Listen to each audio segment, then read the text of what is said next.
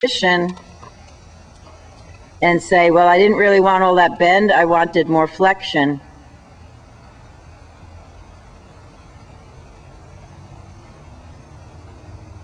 Good, more flexion.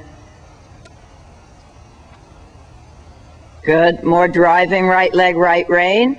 More straightening left rein. Yes. Now, don't keep dropping the contact when you get him there.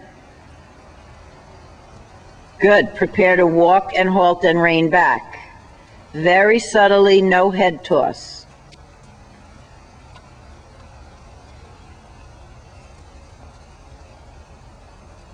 Keep that neck and walk forward. Yeah. Walk forward, halt and back up again. When he's backing up, look at the neck he has.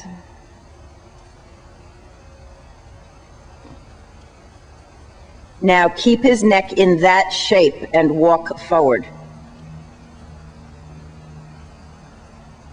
Good. Back up again. Back up again. Nope, you lost the shape. That should be physically impossible if your reins are the same. Good. Now his chin is that far in. Keep it there. Keep it there. You lost it. Back up again.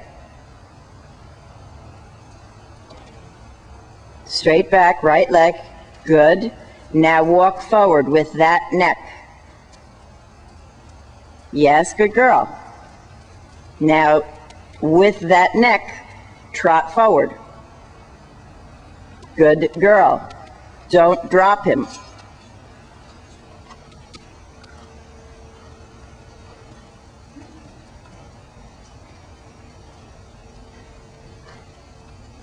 Good girl. Good girl. With that neck, trot a little bigger. Good. Your reins are getting long. You're losing your line of communication with him. Remember, if you want him in a hunter frame, your reins are long enough so that he can show you a hunter frame.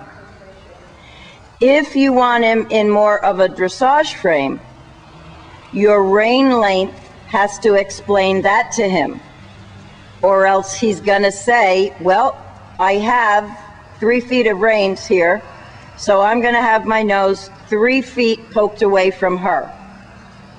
Right. If you want his nose only 2 feet away from you, shorten your reins. If you want his nose only 6 inches away from you, shorten your reins. And that's how he learns where to put his body. Good girl.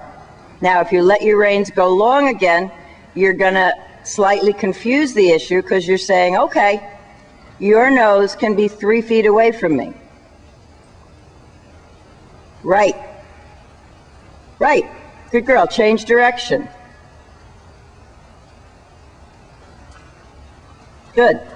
Now, I won't see it, but you should be consciously saying to yourself, set up my inside leg and inside rein like I want too much bend, and apply enough pressure that he feels it. Then, keeping that pressure, add enough pressure outside rein so he can't overbend to the left. And the only place he can go is to tuck his chin. Good. Add more left leg and left rein like you want more overbend. But then balance it with more right leg and right rein and don't let him overbend. Good girl. And push him forward. And it goes without saying that all this time, even though you are adding pressure, it's like turning up the volume of your aids. You are still vibrating the bit. So he is not getting coerced. You are suggesting to him, or rather explaining to him what you want. This is still a hunter frame.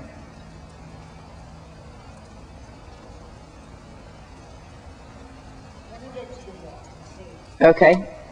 Or halt and back up if you need to remind yourself and him what shape you want. Now, not harsh. Turn up the volume of your leg, turn up the volume of your reins. Left leg, left rein. You didn't get what you wanted, so halt and back up again. That's what you want. Don't drop him, or else you make the exercise useless. That's right. Good girl. Good. Remember, he can't understand the language, Helen, right? He doesn't know. He hasn't read the book that says what we want at this moment today is for your face to be perpendicular to the ground. So since he hasn't read the book and he doesn't know it, you have to explain it to him. Yep.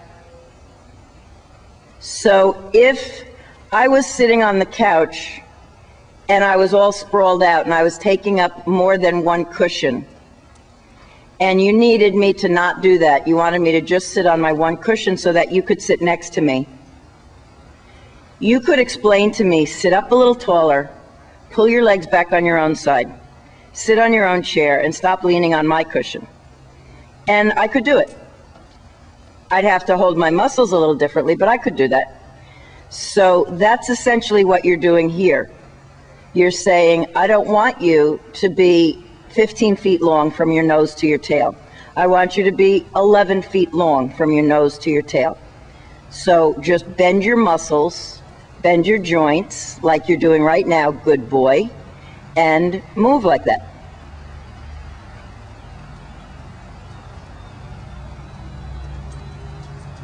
Right, and move like that, good boy. If he can move backwards like that, he sure as heck can move forward like that. Yeah, maybe. Good. Yes, exactly.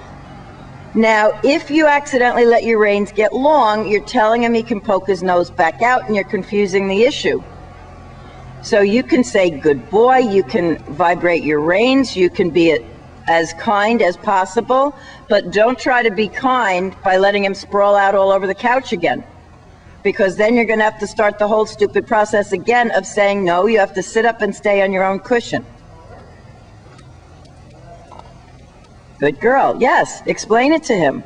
He just did it 15 times going backwards. Good. Push him forward. Yes.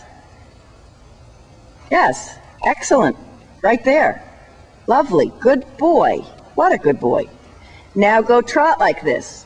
Don't drop him, or you'll confuse your language to him. Remember, he hasn't read the book. He doesn't know what we're after. Very good. Very good.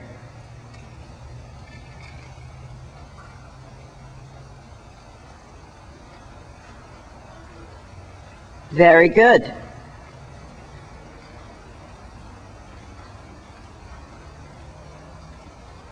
Very good. Very good.